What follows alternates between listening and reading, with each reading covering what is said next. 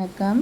இது ஒரு correct cream ஒன்று செய்கிறதுக்கு கரெக்டாக வடிவாக சுரண்டிட்டு கழுவிட்டு மிக்சியில் சின்ன சின்னதாக வெட்டி ஒரு வடிகட்ட போகிறேன்.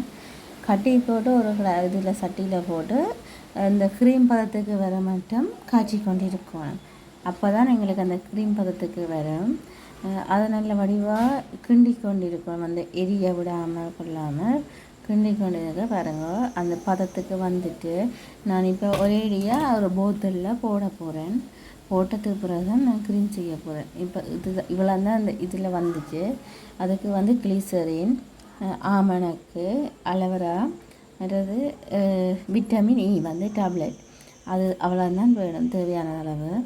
இப்போ நாங்கள் நைட் க்ரீம் ஒன்று நாங்கள் பாவிக்கிறதையும் விட நாங்கள் இதை இயற்கையான இதுகளை வச்சு பாவித்தோம்னு சொன்னால் எங்கள் முகம் வந்து எந்த வித பாதிப்பும் இல்லாமல் இருக்குது.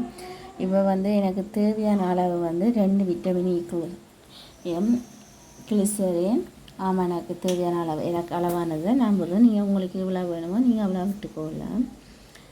எல்லாத்தையும் போட்டு நல்ல வடிவாக நாங்கள் மிக்ஸ் பண்ணி போட்டு நாங்கள் வந்து இதை வந்து ஃப்ரிட்ஜ்லாம் ஸ்டோர் பண்ணி வைக்க தேவையில்லை, வெளியிலேயே வச்சுருக்கலாம் வடிவாக மூடி.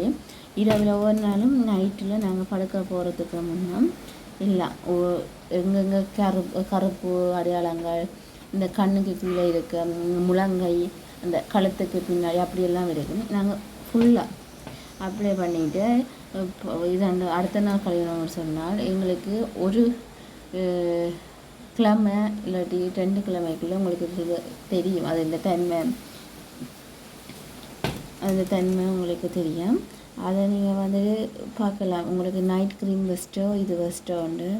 உங்களுக்கு பிடிச்சிருந்தால் லைக் பண்ணுங்க, கமெண்ட் பண்ணுங்கள், ஷேர் பண்ணுங்க.